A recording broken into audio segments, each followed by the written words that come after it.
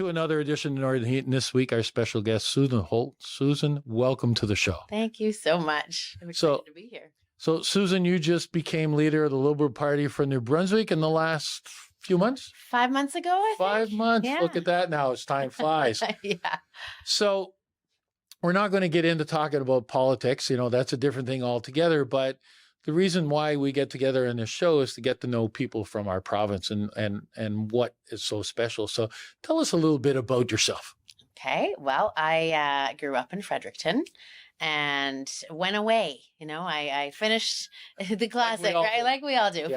Finished high school. I mean, grew up in Fredericton as a rugby player, worked for some great small business people, an engineering firm, a local grocery store entrepreneur, went away to university, moved to Toronto and worked there, moved to Australia and India and back to Ottawa, and then came to my senses and moved back home and have been back in New Brunswick since 2007.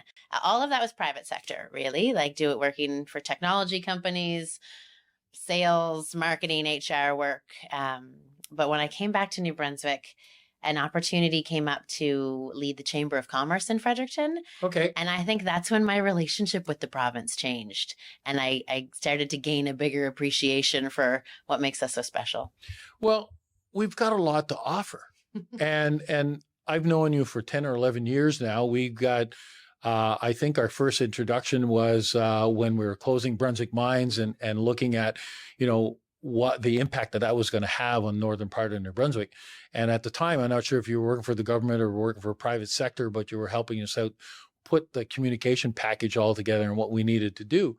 But you've done other things. We've crossed paths a number of times in between, and you've done a number of very interesting projects. So which one would you like to talk about?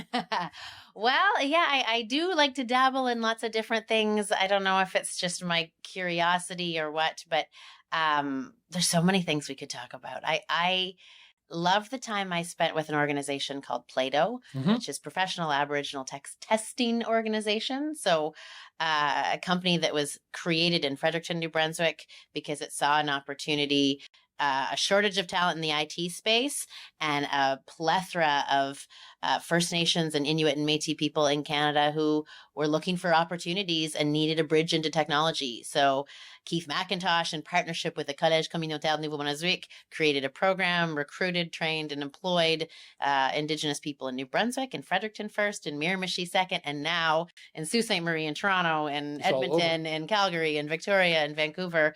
The company has grown and is now majority Indigenous owned and is a really innovative and interesting company solving technology problems in a way that actually has positive social impact in partnership with First Nations communities. Really cool, really creative, and done here in New Brunswick. Well, that's the key, is done here in New Brunswick. And you know, one of the questions I ask a lot of people that come on to the show, because I think that we have so much to offer in this province. You've kind of, like you said, you did what we always did as growing up here as a kid. You leave because you fear there's nothing here. You go around and tour around the world and go work in different places and come back and realize what's here. There's so much to offer that people don't see. Can't see the forest for the trees. And so in your mind, in the way that you look at things, what do you see that's so special about this province and the people that live in it? Well, it's the last thing that you just said, right? It's the people that live in this province that are craftspeople that, you know, care about each other and in a really humble way, I think, which can be both a great asset, but maybe one of the things that is why we're such a great secret is that we're not great at bragging about ourselves. But we have people here like you guys that make amazing things to an exceptional quality, whether that's the wood that they work with or the beer that they make or the beautiful software that we've designed here. We have craftspeople who are really humble and they make great neighbors. They make like the kind of people you want to hang out with and have a cup of coffee with, because we're easygoing and down to earth and resilient. And I don't know, I after having lived with Australians and having lived in India and in big cities like Toronto, you realize there's nowhere you'd rather be than with a bunch of New Brunswickers who are just down to earth, humble folks, but making really high quality craftsman-like products and services. Yeah. Well, just look at through COVID. You know, and how we ended up floating to the top in many ways of just because we were a small province. There was rules and regulations that were put in for everybody else, but we followed them. Yeah. You know what I think actually is, because it's the other piece of what makes our province so special. I think the folks who came here during COVID, because there have been a ton of them, didn't come because they knew what you and I know about how amazing the people are. They came because they saw how beautiful our province was, right? We have so much that other folks don't have because we have it all together. If you want to go and climb a high mountain, we've got one of those. And when you get there, you will look onto tree after tree after tree, and you want to get into the deep woods, you can get there, and it's actually not that far away from home. You want to go to a beautiful beach? Look, here up north, pick one. There's tons of them. You want to see a gorgeous waterfall? You want to go to the highest tides? You want to go down a river that's full of salmon? You want to get to a lake that's beautiful and pristine for kayaking? Like the nature that we have in New Brunswick that is accessible. Like you're not commuting on a 4-lane highway 4 hours to get to a beautiful piece of nature. No. You're walking out your back door, or you're going out sort of just down the road, and you get access to world-class woods and water. And so I think that's what attracted people here first. The reason they'll stay is because they'll get to know you and their neighbors and realize that they're the best neighbors you'll find anywhere. Yeah. So how do we grow the population? How do we get more people here? Because, of 750. Well, I think it changed a little bit. 821,000. Hey, there we go. I got to change my story because change the spiel.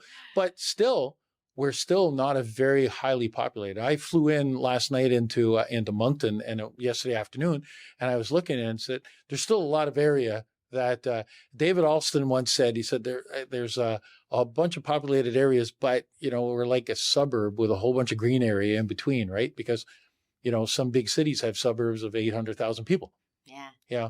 So how do we drag more people here or let people know that we exist, and instead of being a drive-through province? You got any ideas? Well, I mean, some of it you're doing, right? It's promotion, right? It's telling our story in our way, right? There's some pretty great storytellers in New Brunswick, some really famous ones, and also some pretty funny guys down at the pub that'll tell you a great story. So we have to get that out more, right? That kind of promotion of our story. But right now, I mean, maybe I'll get political for a second. We've got so many people coming in that we're experiencing some of those challenges of housing and of healthcare access. So I think we have to use that natural talent of creativity and resilience and craftsmanship to solve some of those housing and healthcare problems so that we can continue to welcome 20,000 people a year, 50,000 people a year. And in a blink, I think you'd see us at 1 million people. Yeah. But the thing is, and you're absolutely right, we might be in a bit of a dilemma now because we've had an increase, but we've been sitting around for so many years without that increase and say, okay, this is the way it is. But now we just got to change our behaviors and do things a little bit differently. Yeah. But we can do it. Oh, I mean, of course we can, because that's the beauty of New Brunswickers is if given the chance, they will come up with creative solutions, just like the story you were telling me about your guy, Oliver, right? You're like, just figure this out. Right. And you gave him the time and space to do it, and he came up with a great solution. So I think we'll do it in a way that won't look like anywhere else.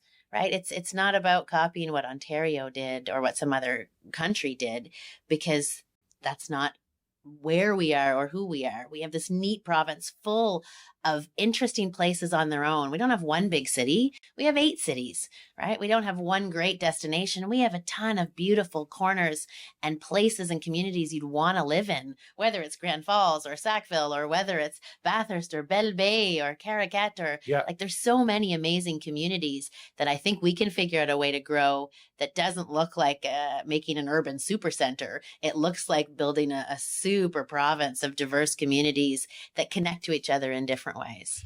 Well, listen, I really appreciate your insight and thoughts, and I think that I believe, like you, that we've got a great province and we have the capability of doing anything we want to do. All we have to do is put our minds to it. So I appreciate the fact that you came in today for the tour, and at the same time to have this chat with us on our podcast here. And I wish you the best of luck in the future. Hey, I really appreciate what you're doing, promoting the beauty of the province, the power of the North, and celebrating New Brunswick. I really appreciate it. We need more folks doing what you're doing. I like the fact that you said we are the North. Great stuff. Yeah. Anyways, thank you very much. Thanks, Mom. Appreciate it. Yeah, my pleasure. And there we are. Another edition of Northern 8 for this week, the place you come to listen to the stories that haven't been discovered yet.